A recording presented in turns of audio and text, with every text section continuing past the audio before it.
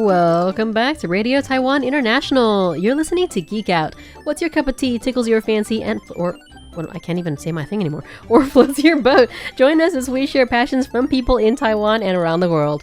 I'm your host, Michelle Chang, and today in the studio we have back my very good friend Shannon. Hello, Michelle. I'm glad to be here. What are we geeking about today? Today we are talking about the Rocky Horror Picture Show. Oh, I love this. If you guys had just listened to the last episode about aquariums, this is like a really nice switch up. Quite different. And the Rocky Horror Picture Show is something that I'm glad we're going to talk about because I haven't had a show about pop culture phenomena. Yes, quite a pop culture phenomenon. I believe it's been 45, it'll be 45 years next year, I believe. 50 years. Is it 1975, was it? 1975, yeah, so it'll be 50 years. Okay, so viewers, if you have not seen this is not, and you care about spoilers, we're going to spoil it. So, fair warning. Skip to the next episode now. I mean, it's been out for long enough, nearly 50 years, so we're just going to talk about the plotline, guys. In 1975, what I found really interesting is Rocky Horror Picture Show was released in theaters, but was a flop. Yes, it was a flop. Mm-hmm. It took a while to be picked up and do midnight showings. Yes. And then it really took off. And now it's been in theaters for 50 years. Yep. Is it the longest running theatrical production ever? Yes. Yeah. Was Tim Curry big at that point? No, it was Tim Curry's first movie. Oh, wow. So actually... Oh, it's his breakout role. Yeah. So it's the Rocky Horror Picture Show. Right. Before that, there was the Rocky Horror Show. Oh, right. So it was a... musical. It was a musical. Mm-hmm. And Tim and Magenta, who is... Patricia Quinn, right.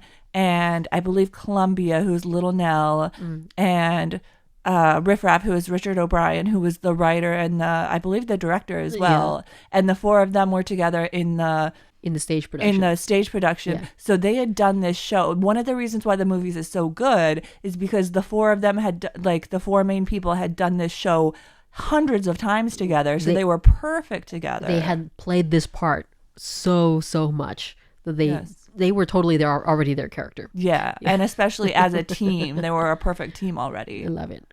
Okay, so let's talk about the plotline. Would you mind summarizing the story? So there are two clean white bread American kids. They just got married. They just got engaged, and they're on the way to a friend's house to announce their engagement. Right, Janet and Brad. Thank you. That's yes. All right. So then it's raining and they get a flat. And they end up going to this castle, and the castle is filled with debauchery. They walk in on this crazy party with the Transylvanian singing, the time warp. That's one of the most popular things. There's audience participation is one of the biggest parts of Rocky Horror Picture Show. So everybody stands up during the time warp and dances it. Yes. When they say the name Janet Weiss, everybody screams slut. When they say the name Brad, you scream asshole. I love this so much. The entire theater. And even in Taiwan is a very quiet audience culture. Yeah, it is. We don't have the problem of people talking during movies here. No, we do not. I've heard, I still haven't been to a concert, but I heard that people sit down at concerts. Politely sit down at concerts. And a lot of touring stars are weirded out by that. They come up and they actually will refer to us like, why are you guys all sitting down? But yes, continue. Okay, so they come to this mansion full of debauchery. Yes, this mansion full of debauchery, and then this gorgeous, sexy, crazy man comes down the elevator, sings "Sweet Transvestite." He's amazing and full of the craziest makeup you've ever seen. Yes. And I actually played Frank. Love it. Yes. So I co-founded the local troupe. There's actually two productions. There's one that's part of a film festival, and there's another troupe. Yep. And there are three of us that co-founded it. We started the work to get it going, and I went to Burning Man, and I said, when I come back, I'll do whatever part you have for me. I'll be in a very good mood where I want to be teamwork. And then I came back and they're like, you can be Frank. And I was like, yes, I'm going to be Frank. That's amazing. Oh, that is amazing. And then I started making the costumes. Okay. Side note, I've been to Shannon's house a few times, and every time there are mannequins with just amazing dresses or feather boas, and there's masks. There's all sorts of things around which are just spectacular. So, and every time I've been back, there's been a new piece. Sometimes I see her put up pictures of these cool finds that you somehow dig up at like marketplaces or whatever. I love it. So for the costume design for Rocky Horror, what were you doing? I'm sorry, I do it. So the culture of the shadow cast. So the shadow cast is you've got a cast of players and they act out the entire movie with props and costumes. Yes. And the goal is screen accuracy. The goal is to look like you're attached to the screen with strings. Love it. And people that watch it, I can do that. I've watched the movie hundreds of times, definitely 3 figures. And I like know every head bob. I know every like, do you use the left hand or right hand? Which beat of the song do you start walking on? I got so good at this because I made 3 corsets, actually 5, because twice I upgraded twice. So I made 5 corsets for this movie. And for Dr. Frank himself. Yes. Love this. Yes. The sweet tea corset, the dinner corset, and the floor show corset. Okay. They each took like 30 hours. Oh. So during these 30 hours, I had the movie on repeat. Of course you have to. Yeah. Absolutely. Yeah. So that right there is 100 times of watching it, or over 100 just for making the corsets. And that's not even all the costumes. Oh, man. Yeah, so you basically know every detail of this movie down pat. Yes, I do. So we introduced Dr.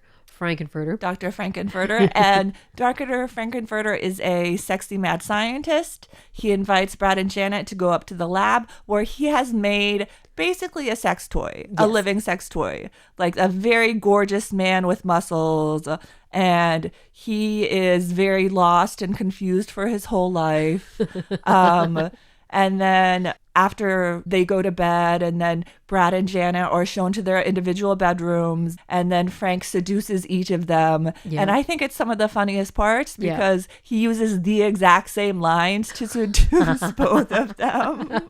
Then he ends up Janet sees video evidence of Frank and Brad together. Yep, and she gets upset. And then hooks up with Rocky, which gets Frankenfurter very, very upset. There's love triangles galore in this movie. Yes. And then there's also, Eddie. Eddie exists. Oh, we forgot about Eddie. Yes. Okay. So Eddie is a delivery boy who is the ex-lover of both Frank and Columbia. So Frank gets jealous because Rocky is dancing to Eddie's musical number and then kills Eddie. Oh, just because he's jealous. He's a very sexy rageaholic. Right. So then, Are we at the dinner yet? The dinner. Yes, and then the awkward dinner. So then the awkward dinner after Frank discovers Janet and Rocky together, and then it's dinner time. Yep. And that's dinner corset time. Dinner corset, I think, is my favorite. It's black velvet, and it's embossed black velvet. Wow. And then there's an overlay of lace, and then there's rhinestones. I got glass rhinestones. My favorite rhinestones that I used in any of my costumes. But it's a costume death trap because it's long sleeved and there's like a zipper under the arm. I had to have you need assistance. Yes, I had costume assistants backstage to help me change. Right. Yeah. I mean, costuming is an art. It's an art form. So I appreciate the fact that you guys, when you look at this episode, look closely at the photo. I'm going to request one of perhaps something that Shannon has made for Rocky Horror. Oh, definitely. It'll be something I've made. Okay. Yes. So we're at this awkward dinner party. Yes. And then they sing a song about Eddie. And then Frankenfurter stands up in the dramatic reveal. He pulls off the tablecloth. They are eating Eddie. Yes. Yes. As Eddie is the all the courses. And the great thing about this is in the movie, they didn't actually tell the actors. Oh, no. That's a genuine reaction? That's a genuine reaction. I think only Frank was the one who knew it. Maybe Magenta and Riff Raff, the servants, knew it. But yeah, most of the cast did not know it. So you got genuine reactions. That's an amazing factoid. Yes. Janet in her fear, Janet ran to Rocky and embraced him, and he comforted her. And this sends Frank into another rageaholic. He chases her upstairs and then turns on the Medusa machine and transforms everyone into stone. Statues. Yes. And then the floor show begins. Yeah. It's a little bit confusing in the movie because they go from Jenna says, "You're a hot dog." Until I'm angry at you, don't touch me, I'm scared of you. And then in the floor show she transforms back into a human and then she says she's all like very into Frank. In the stage show, he injected them with drugs. Oh, I see. That Yes, makes so love much drugs. more sense. Yes. Ah. Because I was always confused. How did she have such a mindset change? Right.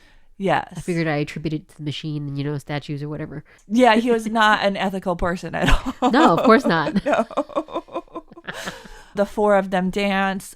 Columbia, Rocky, Brad, and Janet all dance. And then the camera zooms in on Frank in the red satin corset with beaded garlands. That was my favorite in the movie. Yes, and the fox. He's got like a boa made of like 5 foxes. I would love to recreate that. That's the only thing in the show that like I came very far from being able to recreate.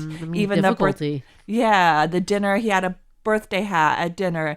It's red and gold check. Ah. So I got a red hat, a metallic red hat, and I got gold, and I actually carved out That's a amazing. checkerboard pattern to make it. Yeah. Well, props to you. Thank you. Yes, it looks amazing. The camera comes in on Frank and his amazing glory and all his glory, and he sings. Everybody dances together. They swim. They have a little...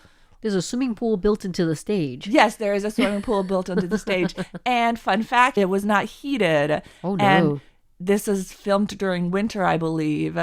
And Susan Sarandon got pneumonia. Oh, wow. Oh, I'm sorry. Yes. That's terrible. Yeah, she's fine Well, now. she's fine now. Yeah. But yeah, I mean, actors a lot of the time, people think it's an easy job. It's not.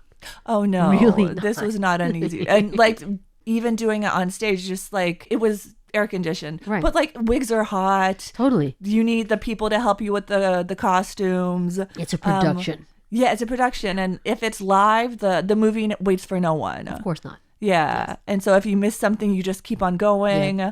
If you get lost, it's very bad. Oh, it looks terrible. I'm imagining Yeah. that's pressure. Yeah. And especially being the star, being Frank, that's a lot of pressure. A lot of pressure. Yeah. It was really fun. It's like, it's a massive high to have like hundreds of people cheering for you. Oh, totally. Especially I can there's this one part after the swimming pool scene. Spoiler alert, Riff Raff and Magenta have a coup and they are threatening Frank with a gun, and then he has a dramatic moment where he sings a song about everything being about him and his journey. And so in this song, he imagines there being an audience. He hallucinates an audience cheering for him. Yep. And then at the end, he's got his hands up and there's the entire audience cheering for him. And so as Frank in the movie or in the stage show, the shadow cast, I've got my arms up. And the audience is cheering for you. Oh, that must It's be so magical. Such a high, man. Yeah, and that's the hardest part because it's not a lot of drama. It's a lot of emotional. Like he's like, I'm going home. And then, The voice tremble and stuff. the voice tremble and like every single movement of his fingers I had memorized. But like everybody else is in the wings just watching him do this very, very emotional song. So there was nobody I'm sharing the stage with at that time. There's All other the focus is on you. Yes. Oh. Usually Frank is the center of attention for like everything. Yeah. So like anytime I was on stage, I was the center of attention pretty much. And it wasn't the entire show, but always like the spotlight was on me if I was on the show. This is amazing. It was really fun, but it was a lot of pressure. Yeah. Yeah. Well, you're alive. Yes, I am. It was really fun. Afterwards, we would always have pictures with the Of fans. course. You gotta do it. Yeah. My favorite thing that ever happened, our very first show, people were in line to take pictures of me. Like I spoke and this guy, a gay guy, like next in line, he was like, "Oh, you're a woman!" He had the biggest crush on me and thought I was a guy. That is amazing. I love that. Oh man. Yeah. Okay, to be fair, if you are Dr. Frankenfurter with his outfits and his makeup, I'm gonna say you can't really tell. Yes. And I would stuff with a very large sock. Every single show. You even went as far as to do that. That's so amazing. Every show I would add another sock. By the end, I had like 8 socks in there. Oh man, I'm so sorry I missed this. Yeah, I've got pictures. Okay, Yeah. I need to see all the pictures. Yes, you do. Okay. So should we spoil the end or should we leave it to mystery? We already spoiled the Eddie bit. Okay, let's keep going. So in the end, everybody that was originally in the castle dies, and there's lasers. There's lasers. There's like a King Kong shot where Rocky is carrying Frankenfurter's body up the Eiffel Tower or radio tower, and then a Riff Raff and Magenta take off the castle. Like the castle is a spaceship. This castle is a spaceship, and it's Brad and Janet and Dr. Scott laying on the floor, laying on the ground, lost and wondering what it all meant. And the castle is a hotel. You can stay there. Really? Yes. The actual castle. Oh, yes, that's in England. Oh, all right. I'm gonna Google that after this show because that sounds amazing. Yeah. Okay. So yeah, it's cheesy and it doesn't take itself seriously. Exactly. But it's so tightly. They're such a good team. They know what they're doing. Yes. Yes. Yeah. The level of camp is on purpose, and it is absolutely amazing. Right. And of course, Tim Curry.